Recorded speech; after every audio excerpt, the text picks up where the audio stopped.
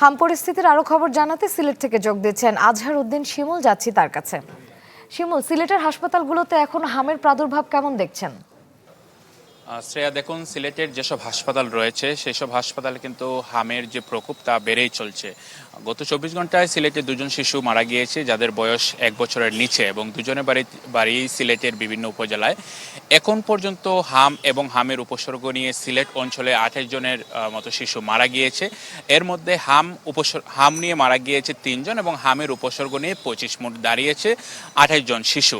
গত 24 ঘন্টায় যে ল্যাব পরীক্ষা হয়েছে সেখানে নতুন করে কোনো শিশু হামে আক্রান্ত না হলেও 24 ঘন্টায় সিলেটের যেসব হাসপাতাল রয়েছে সেই সব হাসপাতালে 54 জনের বেশি শিশু ভর্তি হয়েছে। এবং একই সাথে সিলেটের, আপনি জানেন যে 4টি জেলা, হবিগঞ্জ, সুনামগঞ্জ, মৌলভীবাজার এবং সিলেট, এই 4 জেলায় বিভিন্ন যে হাসপাতালগুলো রয়েছে, বিশেষ করে সদর হাসপাতাল এবং জেলা শহরের যে হাসপাতাল, সেখানে 289 জনের মতো শিশু কিন্তু ভর্তি হয়েছে। এবং আমাদেরকে যারা চিকিৎসকরা রয়েছেন, ঈদ আসবে, সাথে ক্যাশব্যাকও আসবে। নিজের বা প্রিয়জনের জন্য কেনাকাটায় এবারও নগদ পেমেন্টে পাচ্ছেন দারুণ ক্যাশব্যাক। তাই যাই কিনুন, পেমেন্ট করুন নগদে।